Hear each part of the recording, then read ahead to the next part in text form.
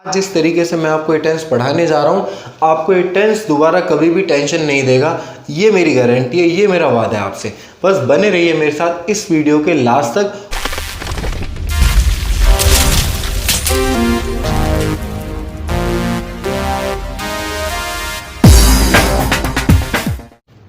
Hi friends, this is Ritesh and today our topic is future perfect continuous tense।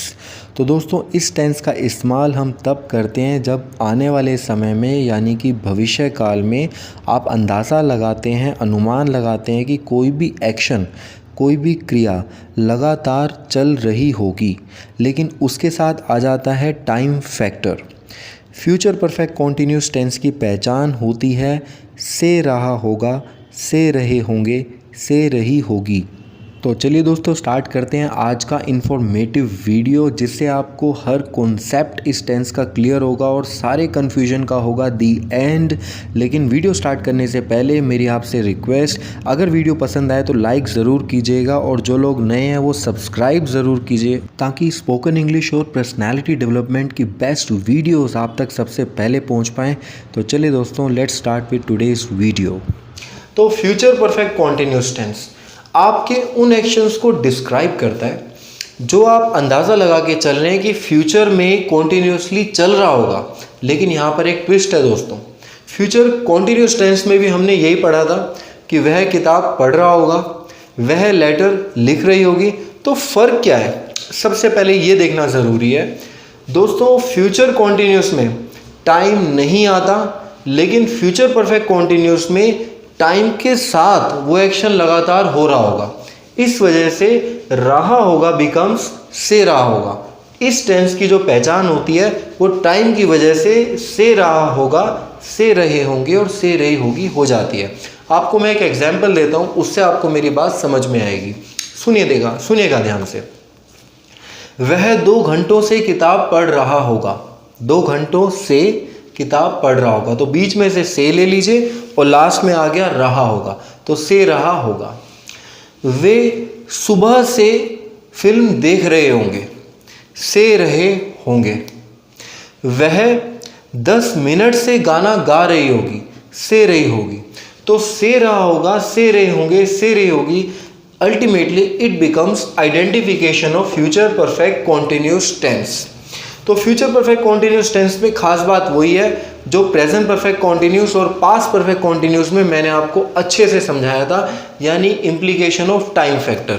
तो please, अगर कुछ लोगों को कन्फ्यूजन है पीरियड ऑफ टाइम और पॉइंट ऑफ टाइम में, वो मेरा प्रेजेंट परफेक्ट कॉन्टिन्यूस का वीडियो ज़रूर देखें। उसका लिंक भी आपको डिस्क्रिप्शन बॉक्स में मिल जाएगा। तो पीरियड ऑफ टाइम दोस्तों होता है कि जोड़ा हुआ समय, 2 घंटे, 10 मिनट, 5 महीने, 10 साल। इसका इस्तेमाल अगर आप फ्यूचर परफेक्ट कॉन्टिन्यूस में करते हैं तो इसके साथ फोर आ जाता है। अभी वो देखने वाले हैं आप कैसे हम अप्लाई करेंगे।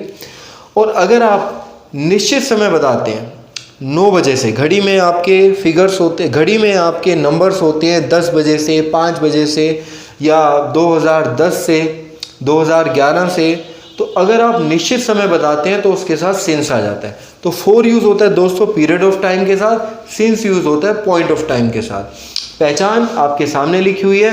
अब बात कर लेते हैं इसके लॉजिक के बारे में। तो कोई भी काम, कोई भी एक्शन आप बता रहे हैं कि चल रहा होगा भविष्य में और वक्त के साथ चल रहा होगा, तो से रहा होगा, से रहे होंगे, से रही होगी।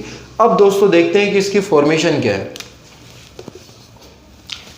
तो दोस्तों, जैसे कि फॉर्मेशन आपके सामने लिखी हुई है, थोड़ी लेंथी फॉर्मेशन ज़रूर है, बट टेंस में आप कुछ नहीं कर सकते। रूल इज़ रूल, आपको उसको वैसे ही फॉलो करना है। थोड़ा सा भी चेंज आप फॉर्मेशन में मत कीजिएगा। तो सब्जेक्ट के साथ हेल्पिंग वर्ब है आपका विल शैल। विल शैल को फॉलो करेगा हैव के बाद बीन। कॉन्टिन्यूस टेंस है तो आप समझ जाइए आईएनजी का इस्तेमाल भी होगा, ऑब्जेक्ट है। और आखिर में आपको अगर पीरियड ऑफ टाइम है यानी कि जोड़ा हुआ समय, तो उसको फोर के साथ डिनोट करेंगे, और अगर निश्चित समय है तो उसको सिंस के साथ बताएंगे। अब देखिए दोस्तों, एक चीज़ और कि आपको मैं बता चुका हूँ पहले कि चारों के चारों फ्यूचर टेंस में आपको हेल्पिंग वर्ब क्या यूज़ करना है, हाँ, विल यूज़ कीजिएगा और विल हैव बीन याद कर लीजिए। आगे आपको ये अपने आप ही बात रिफ्लेक्ट कर जाएगी माइंड में कि कॉन्टिन्यूस टेंस में आईएनजी तो लगता ही है। और एक गलती जो स्टूडेंट्स करते हैं वो यहाँ यानी कि टाइम को लेकर करते हैं। टाइम को बिल्कुल भी इग्नोर नहीं करना है, टाइम की वजह से ही इस टेंस की सिग्निफिकेंस है दोस्तों। तो चलिए एक एग्जाम्पल देता हूँ आप लोगों को। वह 2 घंटों से किताब पढ़ रहा होगा, वे सुबह से फुटबॉल खेल रहे होंगे, वह 5 बजे से लेटर लिख रही होगी। तो ये कुछ एग्जाम्पल्स थे, इनको प्रैक्टिकली यहाँ पर इम्प्लीमेंट करते हैं। तो पहली कैटेगरी बनती है हमारी ए स्टैंड्स फॉर अफर्मेटिव, सकारात्मक, पॉजिटिव। तो पॉजिटिव कैटेगरी में एक एग्जाम्पल मैंने लिया यहाँ पर।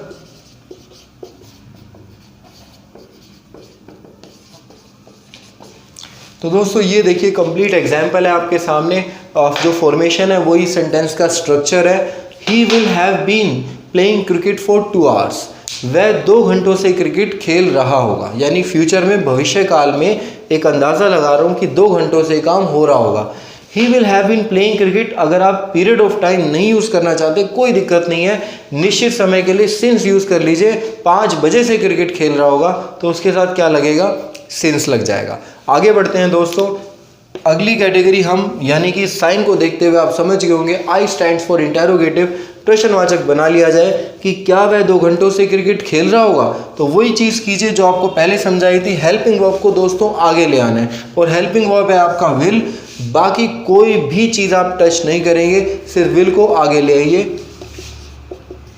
सो will he have been playing cricket for 2 hours, क्या वह 2 घंटों से क्रिकेट खेल रहा होगा। अगर आप 4 नहीं यूज़ करना चाहते हैं तो अगेन सिंस 5 o'clock का भी यूज़ कर सकते हैं, आइदर पीरियड ऑफ टाइम और पॉइंट ऑफ टाइम। आगे बढ़ते हैं दोस्तों। इंटेरोगेटिव प्लस नेगेटिव, यानी कि सवाल पूछा जाए और नकारात्मक ढंग से पूछा जाए, क्या वह 2 घंटों से क्रिकेट नहीं खेल रहा होगा। तो आपको क्या करना है, यहाँ पर सब्जेक्ट के बाद नोट लगा देना है, विल ही नॉट। तो ये दोस्तों बहुत इंपॉर्टेंट है, ये सब्जेक्ट है इंटेरोगेटिव में, उसके बाद मैंने क्या लगा दिया, नोट लगा दिया है। सो विल ही नॉट, आगे सेंटेंस वैसे का वैसा कॉपी कर लीजिए।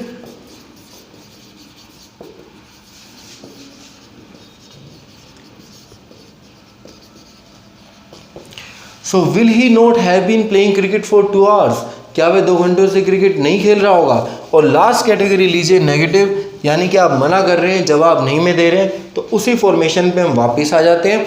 हेल्पिंग वर्ब दोबारा से ट्रैक कर लीजिए और उस हेल्पिंग वर्ब के साथ सिर्फ नोट लगाते ही आंसर आपका नहीं में पहुंच जाएगा, नेगेटिव आंसर हो जाएगा, नकारात्मक हो जाएगा।